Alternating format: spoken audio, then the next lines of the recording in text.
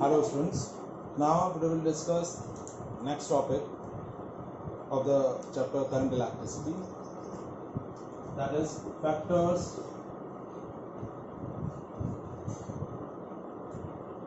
on which resistance of conductor depends. Factors on which resistance of conductor depends.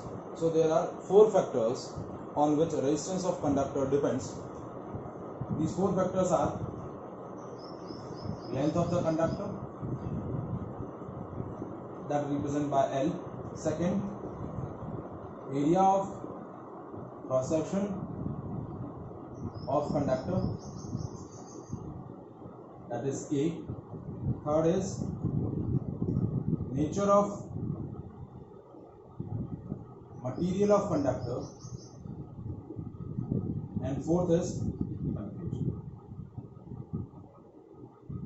These are the four factors on which the resistance of conductor depends. Now out of these four, first two factors, these two factors are direct factors,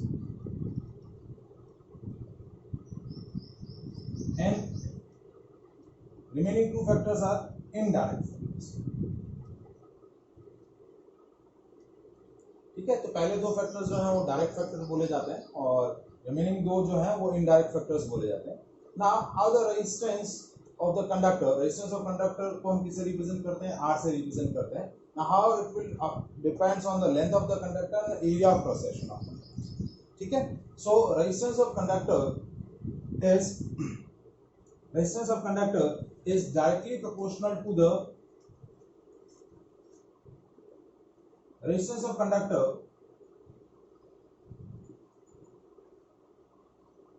is directly proportional to the length of conductor.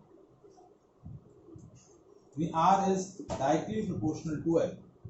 Suppose कि हमने क्या बोला कि चार factor हैं, इन चार factor में से if I am placing या if I am maintain remaining three factor at a constant, so the resistance of conductor is directly proportional to the length of conductor. मतलब मैं क्या करूं, if I am taking a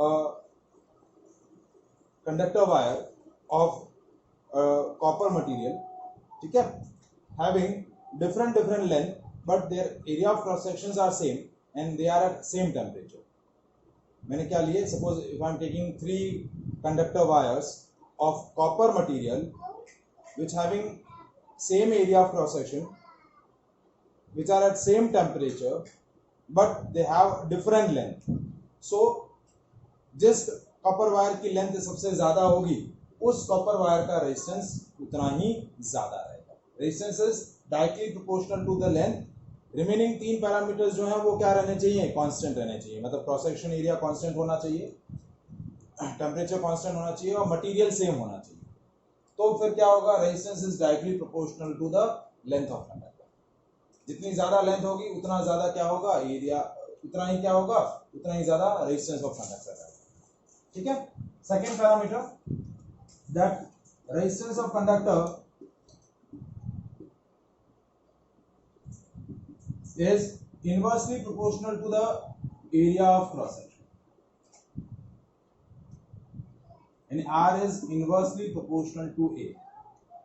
Suppose if I am taking again three conductor wires of copper material having same length but their area of cross sections are different, and all these three conductor wire at a same temperature. मतलब इस बार मैंने क्या लिया? तीन conductor wire लिए same length के, same material के. मतलब we are taking three copper wire, same material है copper and they are at same temperature. तो रेजिस्टेंस जो होगा वो किसके इनवर्सली प्रोपोर्शनल होगा? एरिया ऑफ क्रॉस सेक्शन के. मतलब जिस कॉपर वायर का थिकनेस ज्यादा होगा, थिकनेस जितनी ज्यादा होगी एरिया ऑफ क्रॉस सेक्शन उतना ही ज्यादा, एरिया ऑफ क्रॉस सेक्शन उतना ही जितना ज्यादा रहेगा रेजिस्टेंस उतना ही कम होगा. मतलब आपका जो थिक वायर होगा that will offer lesser resistance comparative to the thin wire. Thin wire का एरिया ऑफ क्रॉस सेक्शन कम होता है, एरिया ऑफ क्रॉस सेक्शन कम होगा तो रेजिस्टेंस ज्यादा हो जाता है, और थिक वायर का एरिया ऑफ क्रॉस सेक्शन ज्यादा होता है तो रेजिस्टेंस कम होता है. तो resistance is inversely proportional to the area of cross section. ठीक है. So these two direct factors gives a new variable, and that new variable is called resistivity. Now R is directly proportional to L, R is inversely proportional to the area of cross section. As we include these two terms, so R is directly proportional to L by A. Now as we remove the proportionality sign, we add a constant, and that constant, ये हमने constant add किया, this constant is named as rho, and it is resistivity of material of conductor. क्या है? Resistivity of material of the conductor.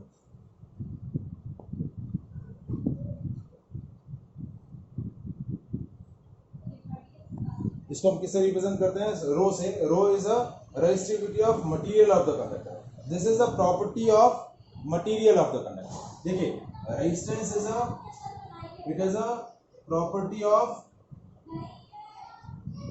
Conductor. Resistance is a property of conductor, जबकि resistivity is a property of material of the conductor. कि आपका resistance wire जो है वो किस material का है, कॉपर का है या सिल्वर का है या एल्यूमिनियम का है या नाइक्रोम का है, किस मटेरियल का वायर है, उसकी प्रॉपर्टी क्या होती है? रेजिस्टिविटी. तो एक्सप्रेशन क्या बनेगा?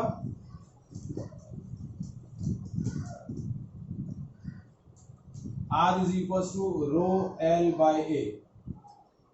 ठीक है, तो rho is equal to R into A by L. So that is a expression of resistivity of material of conductor. Rho is equals to R A by L. ये एक्सप्रेशन हो जाएगा. ठीक है, इसमें इस एक्सप्रेशन में 4 वेरिएबल है. This is the resistivity of material of conductor, this is the resistance of conductor, this is the area of cross section of conductor, and this is the length of the conductor. ठीक है, अब इसका ऐसा unit क्या होगा? देखिए रो का ऐसा यूनिट हमें पता करना है, तो रेजिस्टेंस को हम मेजर करते हैं ओम में. एरिया क्रॉस सेक्शन मेजर होता है, ऐसा यूनिट एरिया क्रॉस सेक्शन की होती है मीटर स्क्वायर, और लेंथ की ऐसा यूनिट होती है मीटर. तो ये मीटर से ये मीटर कैंसिल हो गया, तो ऐसा यूनिट क्या हो गई? Ohm into metre. इसको रिप्रेजेंट करते हैं ओम इंटू मीटर. तो ये इसकी क्या हो जाएगी? ऐसा unit.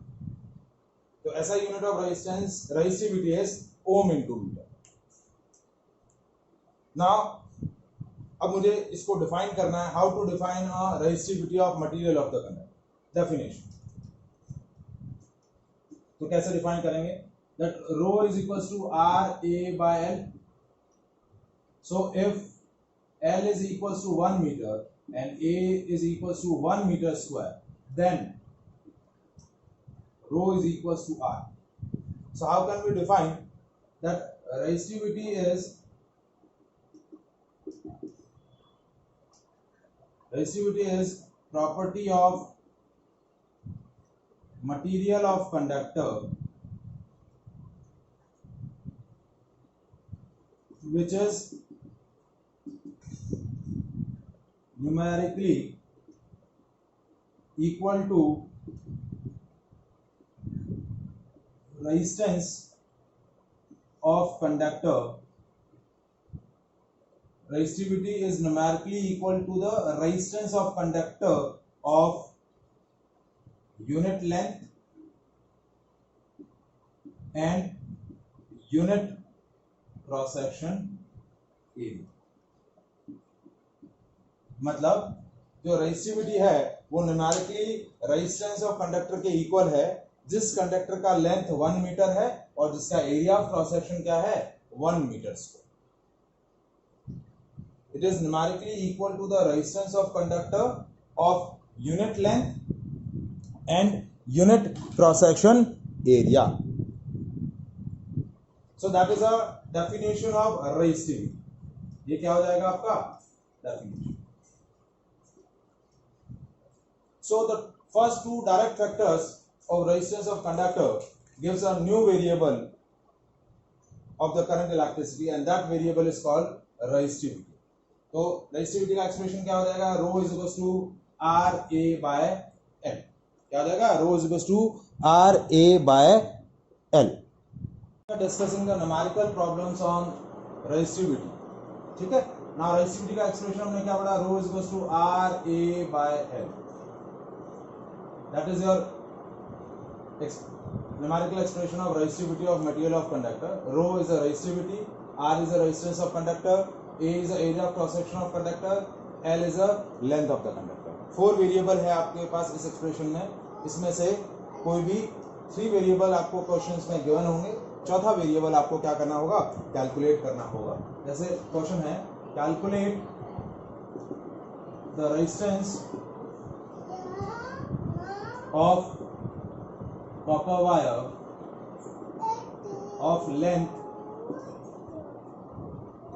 5 meter and area of cross section 10 to the power minus 6 meter square and resistivity of copper is 1.7 into 10 to the power minus 8 meter. 10 to the power minus 8 ohm into metre, क्योंकि resistivity का unit क्या होता है, ओम into metre. ठीक है, तो आप देखिए आपको इसमें कैलकुलेट क्या करना है, रेजिस्टेंस कैलकुलेट करना है, यानी आर कैलकुलेट करना है. आपको लेंथ कितना दिया हुआ है, एल दिया हुआ है 5 मीटर. ठीक है, एरिया ऑफ क्रॉस सेक्शन क्या दिया है, 10 to the power minus 6 metre square, और रेजिस्टिविटी आपको दी हुई है 1.7 into 10 to the power minus 8 metre square. ठीक है, ये एक्सप्रेशन है. इस एक्सप्रेशन में ये पैरामीटर गिवन है, ये गिवन है, ये गिवन है, आपको आर कैलकुलेट करना है. So rho is equals to R A by L. तो आर की वैल्यू क्या हो जाएगी, rho L by A. R की वैल्यू क्या हो जाएगी, rho L by A. Cross multiply किया, रो इंटू एल, और ए जो है डिनोमिनेटर में आ जाएगा. तो रेजिस्टिविटी क्या हो जाएगा. ठीक है, रेजिस्टेंस कैसे कैलकुलेट होगा, देखिए R is equal to rho की value 1.7 into 10 to the power minus 8 into L की value 5 upon area of cross section 10 to the power minus 6. तो रेजिस्टेंस कितना हो गया, ये 10 into 10 to the power minus 6, 10 to the power minus 5 हो गया, ऊपर गया तो 5 हो गया, 17 into 5 into 10 to the power minus 3. ठीक है, तो 85 into 10 to the power minus 3 ओम.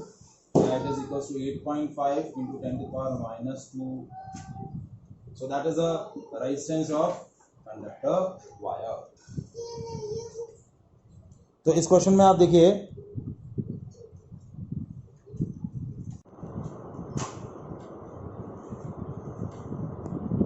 इस क्वेश्चन में आप देखिए कि आपके पास 4 वेरिएबल थे, 4 में से आपको क्या दिए हैं, 3 वेरिएबल दे रखे थे, चौथा वेरिएबल आपको कैलकुलेट करना है. ठीक है, next question.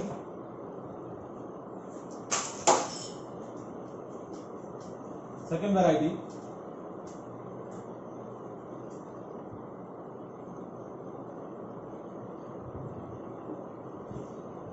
Calculate the length of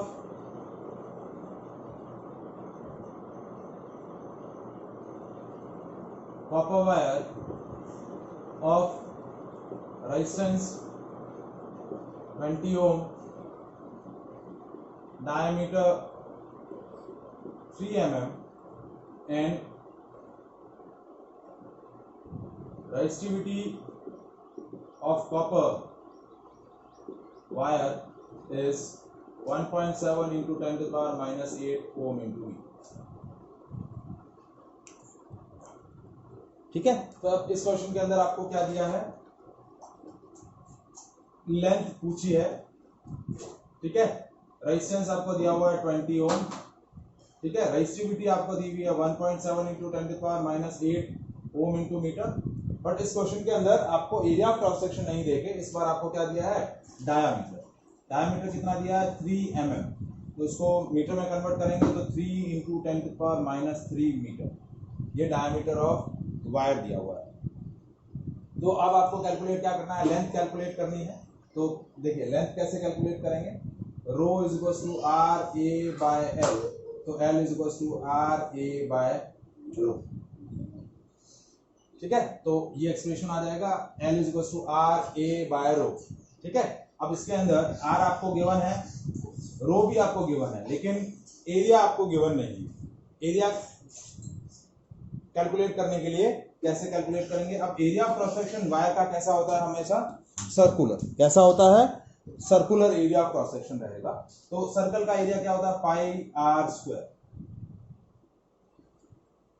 are क्या है, रेडियस ऑफ द सर्कल, और रेडियस नहीं दिया हुआ हमें, डायमीटर दिया हुआ है, तो पाई आर की जगह डी बाय 2 का स्क्वायर, तो ये हो गया pi D square by 4। A is equal to 22/7, D की जगह 3 इंटू 10⁻³ का स्क्वायर डिवाइड बाय 4, ठीक है। तो ये हो गया 22/7 इंटू 9/4 इंटू 10⁻6 मीटर स्क्वायर। ये आपका एरिया ऑफ क्रॉस सेक्शन आ गया। क्या आ गया, एरिया ऑफ क्रॉस सेक्शन आ गया, ठीक है। अब फॉर्मूला क्या है, L is equal to R A by rho.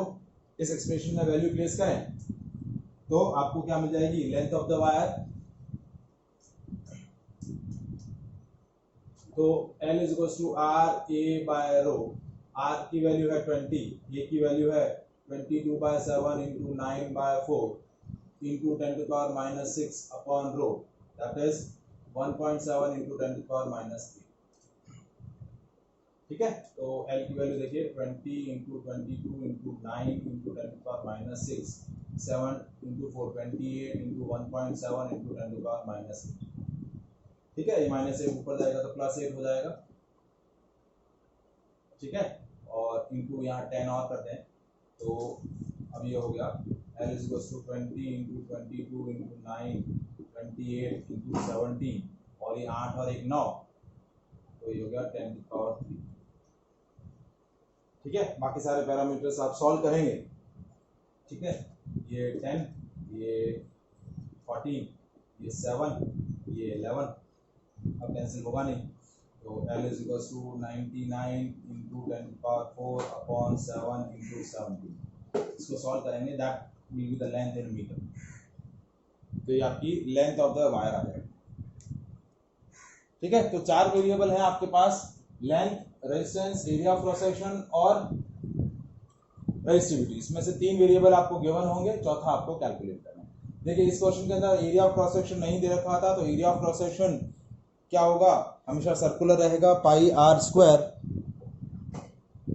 ठीक है। तो पाई आर स्क्वायर या फिर पाई डी स्क्वायर बाय 4, यदि डायमीटर दिया हुआ है तो पाई डी स्क्वायर बाय 4। इस लॉजिक से आप क्या कैलकुलेट कर लेंगे, रेजिस्टेंस या रेजिस्टिविटी कैलकुलेट कर लेंगे, ठीक है।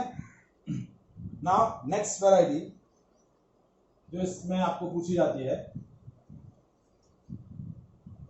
वो क्या रहती है, सपोज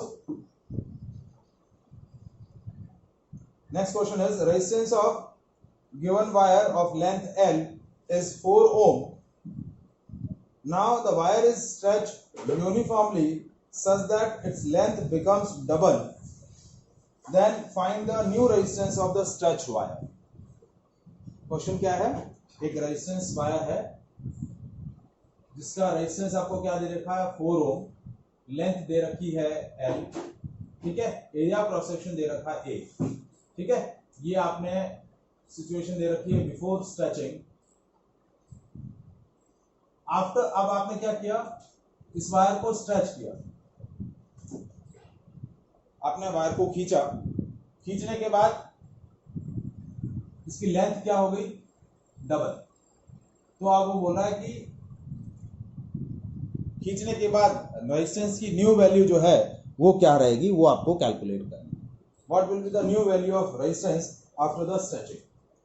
तो अब देखिए आपने क्या किया, ये वायर है, इस वायर को खींच के लंबा किया, तो your copper material of the wire is same, जो भी मटेरियल का वायर है वो वायर सेम है, तो मटेरियल की रेजिस्टिविटी चेंज नहीं होगी, क्यों, क्योंकि कॉपर वायर सेम है तो रेजिस्टिविटी सेम रहेगी।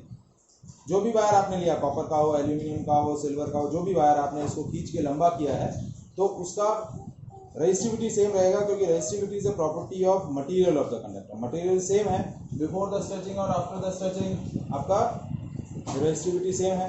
तो दोनों केस में आपका रेजिस्टिविटी क्या रहेगा, बिफोर स्ट्रेचिंग रेजिस्टिविटी रो है, रो 1 है, आफ्टर स्ट्रेचिंग भी रेजिस्टिविटी क्या रहेगा, रो 1 रहेगा। अब आपने वायर को खींच के लंबा किया है तो क्या होगा, जैसे सपोज ये वायर है, इस वायर को खींच के मैं लंबा करूंगा तो जो उसकी थिकनेस है वो थिकनेस क्या हो जाएगी, कम हो जाएगी और लेंथ बढ़ जाएगी। तो जैसे लेंथ डबल हुई तो area of cross section change होगा। तो how much area of cross section change वो हमें कैलकुलेट करना पड़ेगा कि आपने वायर को खींच के लंबा किया तो आपका कितना area of cross section change हुआ वो हमें चेकआउट करना पड़ेगा। तो एरिया ऑफ क्रॉस सेक्शन कैसे चेक करेंगे कि जब वायर को आपने volume of the wire before stretching और volume of the wire after the stretching same रहेगा। ये सिलेंड्रिकल वायर है तो इसका वॉल्यूम जो है बिफोर स्ट्रेचिंग और खींचने के बाद इसका वॉल्यूम जो है वो सेम रहेगा। तो वॉल्यूम के बेसिस पे एरिया ऑफ क्रॉस सेक्शन निकालेंगे। तो volume of wire before stretching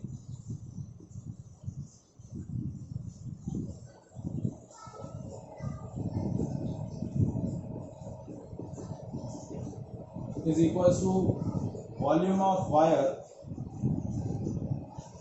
after stretching।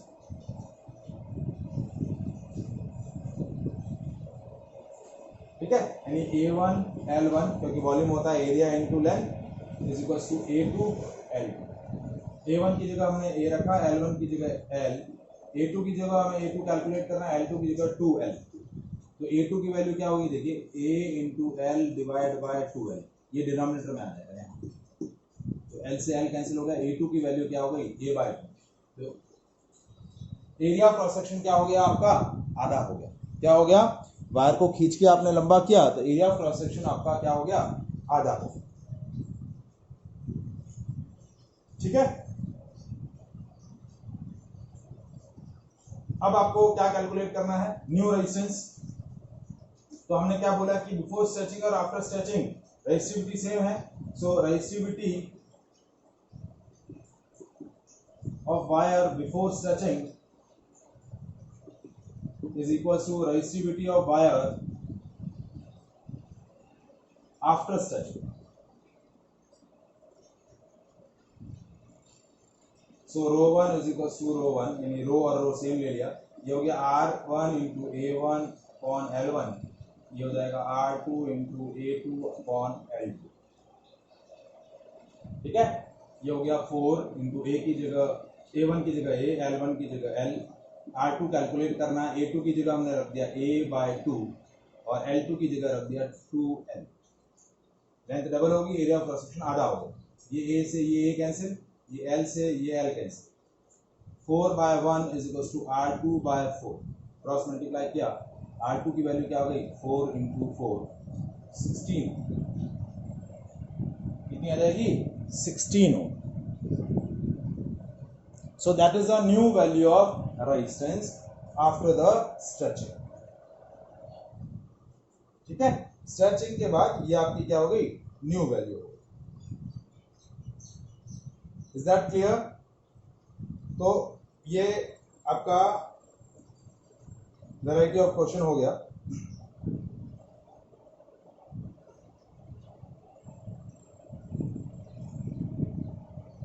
Next इसी में हम क्वेश्चन देखते हैं। स्ट्रेचिंग के बजाय हमने क्या किया, सपोज नेक्स्ट वैरायटी है कि सपोज हमने वायर को फोल्ड कर दिया। क्वेश्चन क्या है, a 6 ohm resistance wire is get doubled by folding। एक वायर था जिसका रेजिस्टेंस 6 ओम दे रखा है, इस वायर को जैसे ही आपने फोल्ड किया सेंटर से तो ये वायर क्या हो गया, इसका थिकनेस जो है वो डबल हो गई। A 6 ohm resistance wire is double up by folding, so what will be the new resistance of wire after the folding? Folding करने के बाद उसकी रेजिस्टेंस की न्यू वैल्यू क्या हो। सो बिफोर फोल्डिंग देखिए रेजिस्टेंस कितना है, 6 ओम, लेंथ हमने ले ली L और एरिया क्रॉस सेक्शन हमने ले लिया A। ठीक है, अब आफ्टर फोल्डिंग हमने सेंटर से उसको फोल्ड किया है, तो रेजिस्टेंस हमें कैलकुलेट करना है। लेंथ जो हो गई है वो एग्जैक्ट क्या हो गई है, हाफ हो गई। फोल्ड किया आपने सेंटर से उसको तो आधा हो गया, ये लेंथ एल था, यहां से आधा किया तो लेंथ आधी हो गई, और एरिया क्रॉस सेक्शन उसका डबल हो गया क्योंकि वो फोल्ड डबल हो गया। हमने क्या बोला कि 6 ohm resistance wire is double up by the folding, तो उसकी थिकनेस डबल हो गई, लेंथ हाफ हो गई। अब वायर सेम है, उसकी मटेरियल सेम है, तो रेजिस्टिविटी सेम रहेगी। So resistivity before folding is equals to resistivity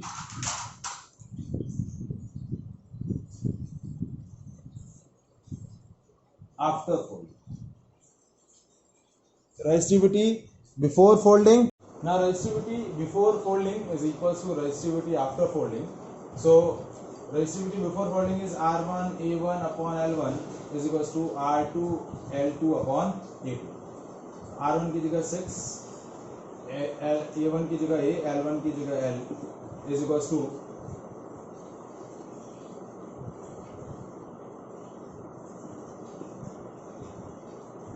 before stretching क्या है, R2 A2 अपॉन L। तो ये हो गया R2 A2 की जगह 2A, L2 की जगह L/2। ठीक है, L से L कैंसिल, A से A cancel, so 6/1 is equals to R2, ये 2 ऊपर चला जाएगा into 4, so 4R2 is equals to 6, तो R2 की वैल्यू होगी 6/4, यानी कितना हो गया 1.5 ओम। R2 की वैल्यू क्या आ जाएगी 1.5 ओम। तो व्हाट वी ऑब्जर्व हियर कि जब आपने वायर को खींच के लंबा किया है, स्ट्रेच किया है, तो रेजिस्टेंस आपका बढ़ रहा है। वायर को आपने फोल्ड करके डबल किया है तो रेजिस्टेंस कम हो रहा है। तो जैसे आप फिजिकल पैरामीटर चेंज करेंगे तो आपका रेजिस्टेंस चेंज होगा, लेकिन रेजिस्टिविटी सेम रहेगी। इस पूरे दोनों वैरायटी में जो हमने डिस्कस किया, इसमें मटेरियल की रेजिस्टिविटी सेम रहेगी क्योंकि मटेरियल सेम है। इसमें फिजिकल पैरामीटर चेंज किए हैं तो सिर्फ रेजिस्टेंस ही क्या होगा, चेंज होगा, रेजिस्टेंस की वैल्यू इंक्रीज या डिक्रीज होगी। अब इसी में एक शॉर्ट ट्रिक क्या होती है कि suppose if you are increase the length of the wire n times by stretching it, then its resistance will be increase by n square times. ठीक है, जैसे आपने वायर को खींच के डबल किया तो रेजिस्टेंस कितना हो जाएगा, यदि लेंथ आपने डबल कर दी तो रेजिस्टेंस आपका क्या हो जाएगा 4 टाइम्स हो जाएगा। यदि आपका जैसे ये आपकी इनिशियल वैल्यू है और ये इनिशियल वैल्यू रेजिस्टेंस की है, ये इनिशियल वैल्यू लेंथ की, खींच के आपने वायर को डबल कर दिया तो रेजिस्टेंस आपका 4 टाइम हो जाएगा। खींच के आपने लेंथ को 3 गुना कर दिया, रेजिस्टेंस 9 टाइम हो जाएगा। खींच के आपने वायर को 4 गुना कर दिया, रेजिस्टेंस आपका 16 टाइम हो जाएगा। खींच के आपने लेंथ को 5 गुना कर दिया, रेजिस्टेंस आपका 25 टाइम हो जाएगा। यानी आपने लेंथ को n टाइम्स बढ़ाया तो आपका रेजिस्टेंस कितनी टाइम बढ़ जाएगा, n स्क्वायर टाइम बढ़ जाएगा। ये स्ट्रेचिंग का लॉजिक कि आपने वायर को खींच के अब आपने फोल्डिंग किया, यानी फोल्डिंग का मतलब आपने रेजिस्टेंस की लेंथ को n टाइम्स डिक्रीज किया तो आपका रेजिस्टेंस जो है n स्क्वायर टाइम डिक्रीज हो जाएगा।